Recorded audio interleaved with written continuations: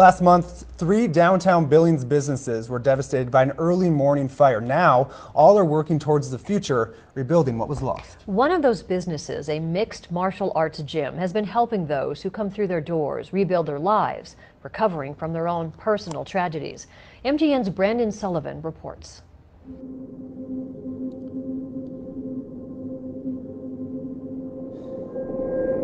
We begin in Billings this morning, where fire crews battled a blaze at a downtown auto shop early this morning. The Billings Fire Department was called to the 1600 block of 2nd Avenue North around 1:30 for a report of a structure fire.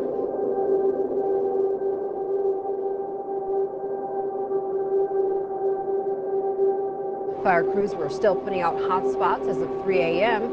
We'll be sure to update you on air and online as soon as more details are released. You know, just right away in that snapshot of the entryway, you could just see like, it's kind of like all of our hard work was tarnished for the moment. For 8 years, Will Grindhouse built what he calls his temple, his church, in the heart of downtown Billings. Less than a month ago, in the late hours of a cold November night, it was devastated. Not gonna lie, like I, built that place with my own 2 hands, so to speak. I filled it with all kinds of great equipment and memories, and all my pride and joy, the things I scrub and clean every day, were devastated. Really surreal. Despite the devastation and heartache, Will pressed forward, wasting no time at all securing a temporary location for his fighters. I'm not a what if kind of guy. I'm a what are we gonna do now? So I believe it happened for a reason. An accomplished fighter himself, Will specializes in the art of jiu-jitsu, and for the better part of 15 years has imparted his knowledge, skills, and experience to everyone who walks into his life, many of whom struggle to find peace, balance, and meaning in their own lives. Most people that come to us, like I said, they are damaged goods or whatever, but we give them a confidence, we give them a community that's not judgmental, and we've got everyone from pre-release to doctors and lawyers and everybody in between that train with us.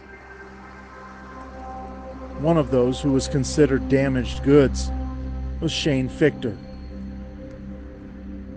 I was born in Red Bluff, California, and I was raised in Redding, California. We were pretty poor. I started partying and drinking and stuff probably around 14 or 15 years old. I started picking up pills and opiates when I was about 16, 17. I experimented with all kinds of other drugs. Fast money and drugs was pretty much my life for a long time, and it's all I cared about. I was incarcerated when I was 25 years old for the 3rd time, but that pretty much started my stint of being in and out of jail constantly.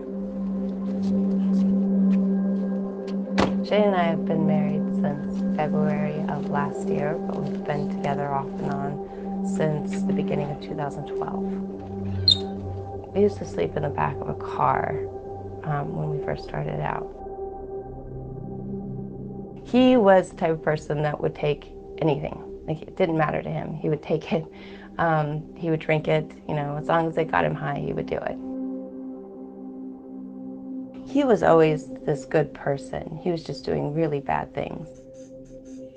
She's my biggest supporter, which is crazy too, because me and my wife have been through so much together when it comes to addiction.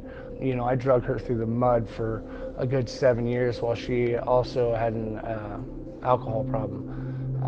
And we kind of just like beat each other's dreams and things down because we were selfish.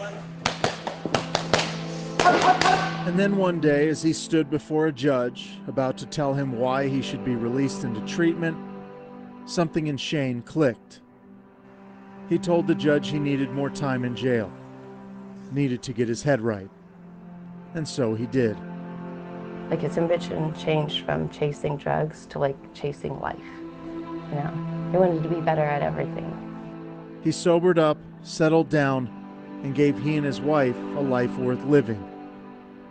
He turned to the Grindhouse, where Will and countless others have given Shane the community, family, and love he so desperately needed. I think that's what makes me so excited for the future, is that now me and my wife are dwelling and climbing up together. So instead of being compulsive about, drugs and a habit-forming chemical, I'm now compulsive about MMA and fighting and training and getting better.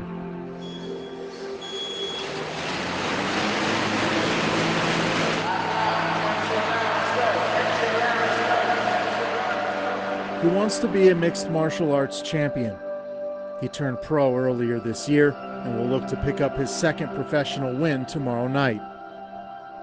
But in life's bigger picture, Shane Fichter is already a champion.